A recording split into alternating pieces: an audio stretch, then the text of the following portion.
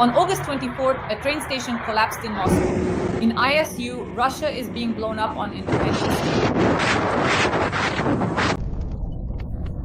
Festive strikes from our armed forces against Russia. The railway station is ablaze. The tracks have been blown up. Muscovites are in a panic. What are we supposed to do here?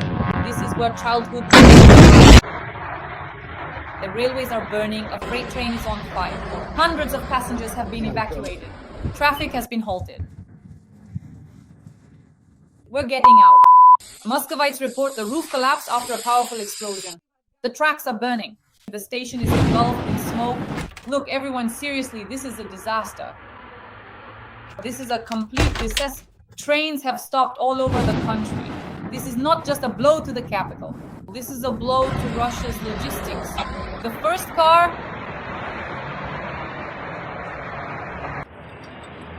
Shit. Damn, why didn't they move the passenger train out of the way? How could they have moved it?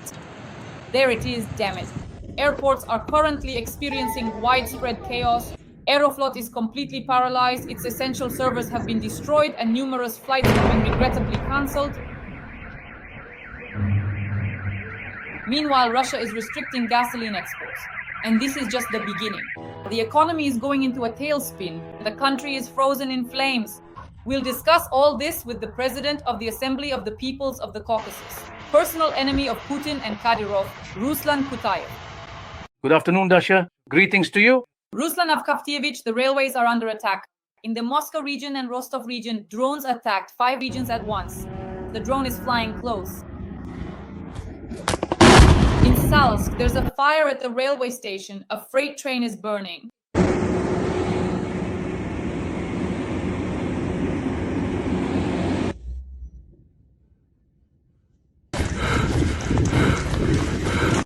It hit hard, guys. The passenger train was urgently evacuated. We are blowing up convoys, stations, and railway junctions. The railway station is ablaze. Here it is, the Severnaya power plant. We're in. Aviation is paralyzed. A hacker attack has crashed Aeroflot's IT infrastructure. 7,000 servers have been destroyed and hundreds of flights have been cancelled. The FSB is holding a meeting because the losses exceed $50 million. Passengers in Moscow are trapped. Sheremetyevo, Pulkovo, and Zhukovsky airports are paralyzed. Panic, crush, telegram crash. The FSB is cutting off communications and the internet in many regions of Russia. We are entering a phase of total pressure on the rails. Railway. Fuck. Across the sky. Across the vast and boundless sea stretching far beyond the horizon. Sanhabzik, what do you say? Amazing events. It was especially beautiful when the key railway station in Salsk, Rostov region was destroyed. I know those places very well. There's such heavy traffic there. Everything coming from the Urals, from Siberia, all the support for the war passes through there. And suddenly they destroy exactly this part of the railway. These are huge disruptions. This is simply an immeasurable loss of support for the war, support for various things. We know that certain regions and military units, they don't just refuel in Rostov, for example. They send tankers with fuel from their own regions. And suddenly that fuel is stuck. And now Ukrainian intelligence is bombing the railway trains with their drones, and everything is burning there as well. An amazing move. Absolutely the right thing to do. This should have been done a long time ago, but at least it's happening now. So the entire development, let's say the comprehensive and vital support for the front lines, all of that is currently being completely and utterly destroyed. As for Aeroflot, the counterstrike was an incredible job. They successfully managed to completely destroy just within Aeroflot's very own internal recovery system, specifically in this sophisticated electronic Aeroflot system, a staggering $50 million. And they emphatically state that this significant issue will undoubtedly drag on for a very, very long period of time. This means disruptions. This means flights. Russia is a huge country. And if Aeroflot stops, if the planes stop flying, that essentially means a huge part of Russia is cut off. It's as if it no longer even feels like a part of Russia, no longer connecting it. It falls away. And Moscow's sovereignty over that territory also disappears. Even if we don't talk about the economic aspect, from a political standpoint, this is a tremendous blow. Logistics have been destroyed and are being systematically dismantled. And so this work that's being done regarding the planes and the passengers, yes, passengers are uncomfortable. And that's right. That's how it should be. The criminal government needs to be removed. And only then can people go on vacation somewhere, relax, and, enjoy themselves. And meanwhile, Ukrainians are being killed and Ukrainian cities are being destroyed. No, this is a profound discomfort that they are experiencing now. And they should truly experience and fully comprehend what the resilient people of Ukraine are enduring every single day, facing immense challenges and hardships. That's why these actions are correct, clear, consistent, and can only be welcomed. Ruslan Fomik, but all this is happening against the backdrop of blocked spare parts supplies and the refusal to service aircraft. We see planes falling apart, engines failing, and the FSB is holding meetings with the Minister of Transport, with the ministry, and then later even summons Putin for a dressing down. Well, it's a very serious problem if the FSB is getting involved. Of course, it's a very serious problem. Of course, they can't do anything about it. As for engine manufacturing, when the Ukrainian company Motosich sided with Ukraine and stopped cooperating with Russia, Russia's aircraft production basically came to a halt because Ukraine was supplying the engines. They tried to make their own, but it was a complete failure. They can't do anything. They just simply can't do anything at all. And even for the ordinary bearings required for the railways, these are very heat-resistant bearings, ones that operate effectively under heavy loads, which were previously supplied by Japan and the United States for their railway systems. Even China does not possess the capability to produce such high-quality bearing components, let's say. And so when they stopped being, not to mention the airplanes that are crashing, it's truly a tragedy for the people who died. But now planes will crash more often because the aircraft are worn out, there are no spare parts, and engines are failing. And as for the extensive railway systems, simply the critical lack of essential bearings is currently stopping a very significant number of railway cars, encompassing both passenger and freight vehicles, from operating effectively. Military analysts claim that there wouldn't have been an aviation collapse if Russia had simply closed its airspace, because it is waging a full-scale war against Ukraine and its airspace should be closed. It is at war. But Putin will never do that, because for Putin that would be a sign of weakness, and so it's impossible. Ruslan Fomich, I noticed that many regional governors are saying that the FSB is jamming communications, that Russian security services are jamming communications and the internet, and that Russians need to get used to this, living without telegram, without communication, without the internet. In essence, the country is turning into a concentration camp.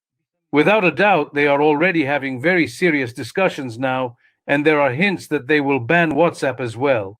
They want to completely cut people off from, let's say, alternative information, completely isolate them. They've presented their own max, after all. First of all, hardly anyone, or at least very few people, will want to stay only on this max. And secondly, this max will by no means work exactly the same way as other social networks do. And all of this taken together is bad news for the Kremlin and the FSB, because people have started consuming a different kind of informational product. Then this is no longer the enthusiastic audience that used to applaud and ask for victory, to reach Kiev, to reach Lviv. They have now very seriously encountered the problem that the Russian authorities, and not just Putin, but perhaps primarily the FSB, are risking the lives of Russians without batting an eye. And they will continue to do so. On the railways, on airplanes, at train stations, anywhere, at sea, in the air, they will risk the lives of Russia and Russians.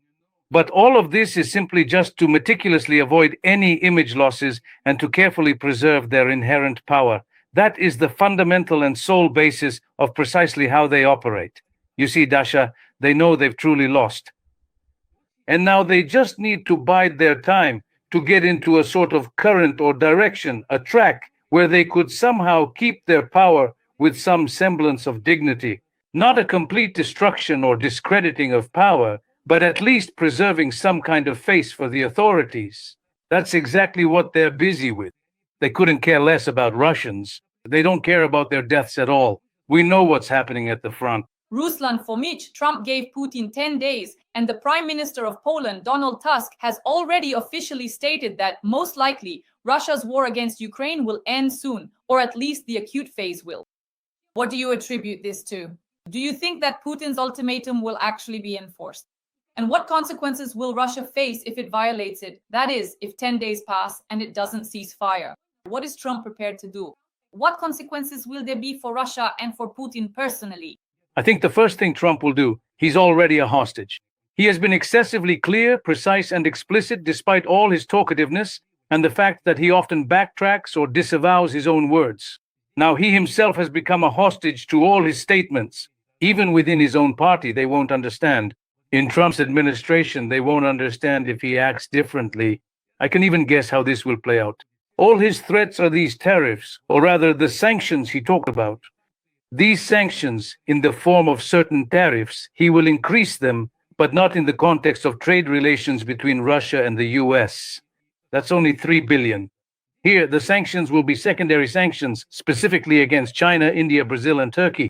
So who exactly are the primary buyers of Russian oil and natural gas resources?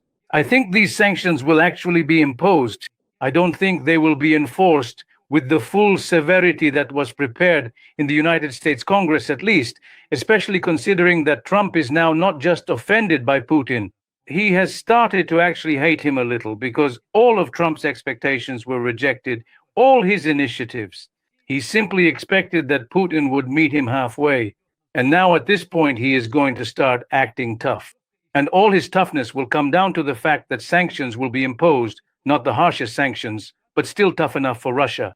The very fact that if these sanctions, as we are saying, these secondary sanctions against countries that buy oil and gas are imposed, that's already a blow, a very serious blow to Russia's already, as they say, collapsing economy. Because after that, no, we can see what's happening in Russia right now. What's happening in Russia? They're already killing even the Minister of Transport, the former governor of the Kursk region. Just look at what's going on. The Deputy Speaker of the State Duma attacked the chairwoman of the Federation Council of the Russian Federation. What's the reason? And the reason is that now Putin is saying, I let you steal as much as you wanted. I corrupted you. Today the country needs money. Come on, share the money. And no one wants to share. After all, the sacrificial killing of that Minister of Transport was a reminder to ministers and governors, if you don't quickly contribute money to support the army, the same thing will happen to you. And that's why the conflict is escalating now. It's already reached the highest level. If there is a conflict at the level of the deputy chairman of the State Duma and the chairman of the Federation Council, one that is brought out and discussed in the investigative committee, this is the peak. This is already a crisis of political power in the Russian Federation. Every voice matters. Join our community, support independent journalism and help us bring you the truth from Ukraine. Become a member of Ukraine Today. Join us now. The death of Ramzan Kadyrov. An emergency meeting in the Kremlin. The FSB is in a panic. For several days now, Ramzan Kadyrov has disappeared from the radar. There hasn't been a single live video, only photoshopped pictures taken back in the spring, all in jackets, most likely in March. According to leaks, Kadyrov tried to commit suicide in Turkey to drown himself in Bodrum. In Sevastopol, they are hanging up his portraits as if it's already a farewell. And in Grozny, there is silence. Has Kadyrov died, or are they just hiding him to transfer the power structure? Who is the successor? What is happening inside Chechnya? And why is the FSB assembling emergency teams in the Kremlin under the pretext of regional coordination? Indeed, there was information coming from Turkey. Naturally, I have my own reliable sources within Turkey, and from these very sources, I genuinely did learn that Ramzan Kadyrov flew to Bodrum. He was indeed there, enjoying a vacation at that specific location. When, according to the information I have, while he was swimming, he started feeling unwell. They called an ambulance, he was taken away, and so on. And at this point, any version could be equally plausible. I want to talk about another exclusive piece of information that I received a few days ago. Here, I was at a friend's place and someone arrived to see him from Grozny or Moscow. I'm not exactly sure. So when we were talking, well, let's just say the source is trustworthy. He said that indeed Kadyrov is in a very serious condition. And the most important, the key thing I heard was this. There have been various theories about his illness. Some say he was poisoned by the FSB, and that despite the intervention of different doctors from European to Middle Eastern, the source of the damage, the effect of this poison or toxic substance, it's simply impossible to stop this decay in his body. And that he is in a serious condition, And from time to time, some kind of medical intervention straightens him out so that he can walk. We can see that. I observed very carefully myself. His last official appearance was recorded a few days ago when he was in Grozny, meeting people on the streets of Grozny, on Aslanbek Sheripov Street, if I remember correctly, where he was talking with women. Well, it was clear that the man is ill. He could barely move. And indeed, his illness, his ailment, is overcoming him. Once again, I'm not insisting on any particular version.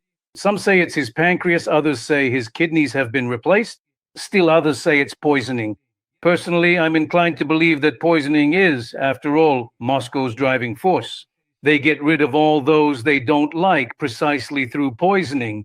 And it's well known to everyone, and has been for a long time, that the FSB and Kadyrov are in quite a serious confrontation. They are doing everything they can to neutralize him.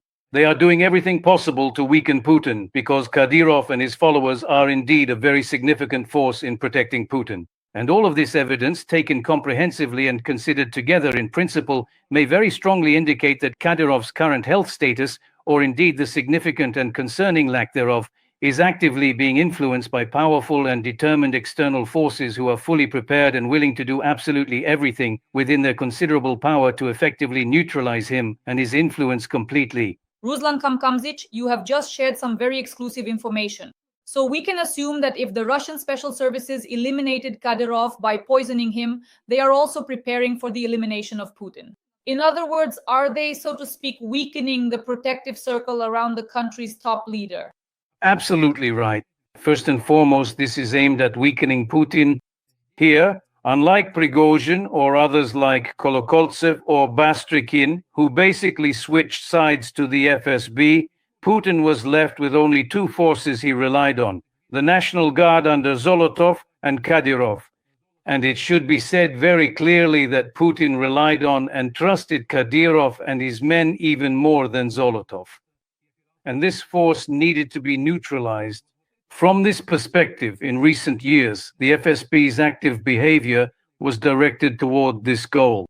We witnessed how much material discrediting Kadyrov was released, which later turned out to be fake and did not correspond to reality. Putin barely had time to defend Kadyrov. And why is that? Because Putin wasn't so much worried about Kadyrov or standing up for him, but rather for himself, since it was his own protection at stake. And that's precisely why I think we can quite reasonably and logically assume here that the formidable force opposing Kadyrov will undoubtedly do absolutely everything humanly possible to neutralize him, to eliminate him, to pursue him relentlessly in any conceivable way. And therefore, any expectations here are impossible. Any ending to this story is possible, and at any time. Ruslan Kamkamzich, what does it mean if the FSB has gone against Putin himself? Is that really the case? And what does that mean then? Many individuals try to actively avoid this, to truly run away from it.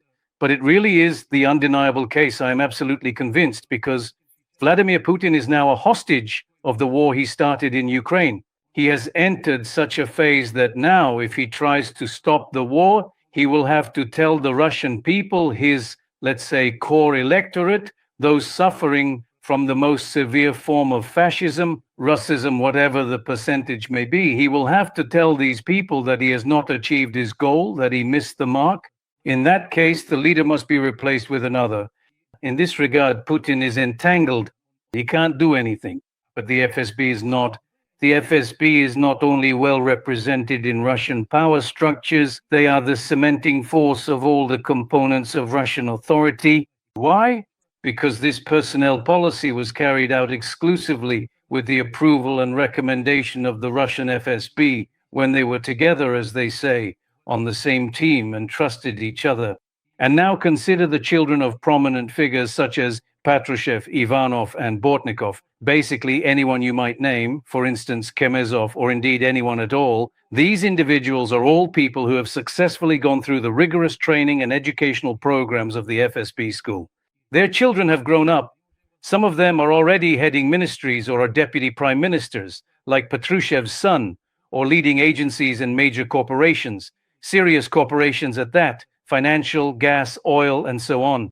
And now it so happens that the future, the prospects of these descendants of these FSB generals are tied to Putin's actions.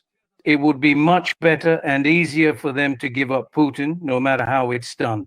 They could shoot him, claim that Putin left a note and shot himself, and then blame everything on him. There are 1,000 different scenarios here. And again, we come back to the fact that regarding Kadyrov, actions are being taken against him to weaken Putin, specifically to get one step closer to Putin, in order to neutralize him, or if you want, to eliminate him. This is how the issue stands now in the Russian state. Ruslan Kamgevich, who could be Ramzan Kadyrov's successor in that case? His son, who has already been introduced to Putin, who is already officially married? No, I don't think so. I'm even convinced that in this situation, when there are active events all over Russia related to the war in Ukraine, they can't put that boy in charge. Although there is another option here. The thing is, if the FSB wants to take full control and Chechnya is no longer governed autonomously by Kadyrov, but instead is run directly by the FSB. And then let's say they could assign one of their own FSB people to oversee this boy, and in that case, the situation would develop in a completely different way. But I don't think they'll go down that path because the people Kadyrov relies on are already extremely powerful groups, extremely powerful. They have gained strength. They haven't just gained strength. These are generals, active generals, people with enormous wealth, people who have built up vast networks of connections. And now, if the FSB simply tries to somehow, by getting rid of them, take control, it won't work. They will have to be taken into account. At the very least, their interests will have to be respected. It's hard to say right now. I'm not saying that someone like Delimkanov or Daudov, for example, will be put in Kadyrov's place. That too, I believe, would lead to conflict. Why? These are rival factions of equal strength. If one faction is put in charge, say, of governing the Chechen Republic, it will create a conflict with the other two factions, which had equal power. And so in this situation, it's very difficult to judge. And here, this is the only thing. This is important, Dasha, for our viewers to hear. Here, it won't be Putin making the decision.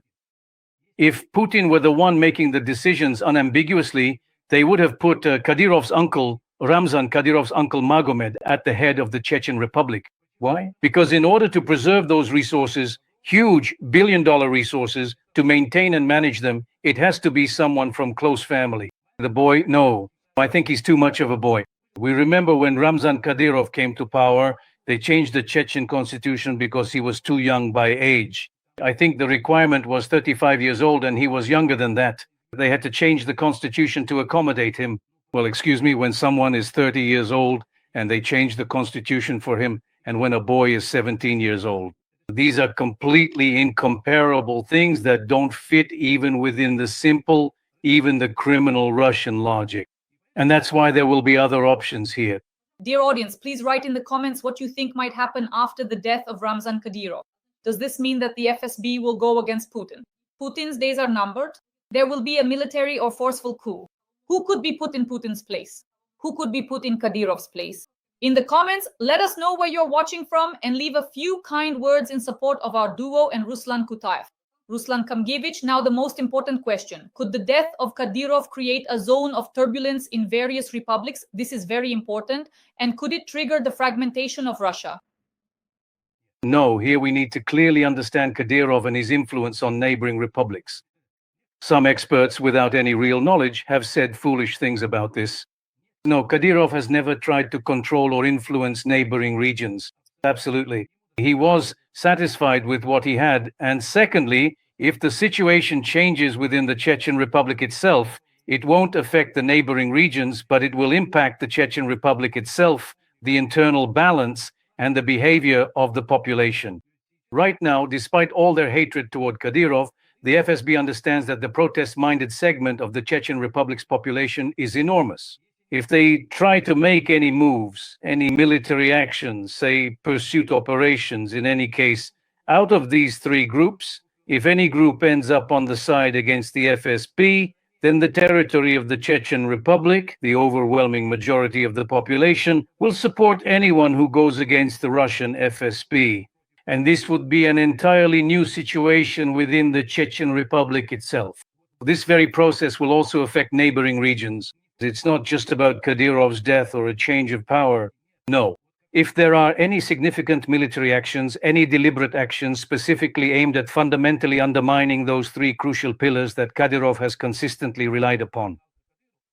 If this provokes any actions within the Chechen Republic itself, among the population that has so far remained in a neutral position, waiting for Chechen forces, Ichkerian forces, to defend independence. But if suddenly the FSB starts to act actively there, and some force, be it Delimkanov, Dautov, or someone else, provokes any actions against the FSB, they will be supported. They will receive active support. And then it will become a very serious confrontation, especially given Russia's lack of strength. It will be a serious confrontation. Ruslan Kamdyevich, we are approaching the most important question. If the FSB and Russian special services are already betting on the fall of the Putin regime, does that mean the FSB has already developed a successor plan? That's the question. And who could be this successor, this new Putin? Because as we understand in Russia, it is the FSB that installs the president. I think this is already known, at least within FSB circles. Let's say FSB supporters. Most likely it will be Patrushev's son, who is currently Deputy Prime Minister. He was the Minister of Agriculture. And there was a certain arrangement. Patrushev Sr. would leave his post as Secretary of the Security Council to become an advisor, and his son would be promoted and appointed to a higher position. After all, Patrushev and the FSB have placed all their bets specifically on his son in order to retain political power. I don't see any other candidates today who could claim to be successors to political power. It should be said that this power, despite all its competitiveness and internal conflicts, is a power that they themselves have organized. If anyone is to be the successor to this power, it can only be Patrushev's son. Why not someone else? Well, for example, the governor of the Tula region? No, he can't, because that would no longer be Putin's choice. If it were Putin's choice, the situation would be different. But when Putin is neutralized and someone else comes in, it will be a temporary government. I don't think the father, most likely the bet will be placed on Patrushev's son. Dear audience, right now together with Ruslan Kutayev, we are discussing the complete paralysis of the skies, railways and aviation in Russia, because the attacks will continue and the consequences for Putin and the economy. Please like this video. Write a few kind words in the comments to support Ukraine, the armed forces of Ukraine, and our duo with the President of the Assembly of the Peoples of the Caucasus, Ruslan Kutayev. Ruslan Kamdyevich and I meet every week to discuss important and current events. Ruslan Kamdyevich, thank you. And as always, see you next week. All the best, Dasha. Take care. Dear viewers, I support Dasha. I urge you, let's reach 1 million. But when we need to act quickly, dear viewers.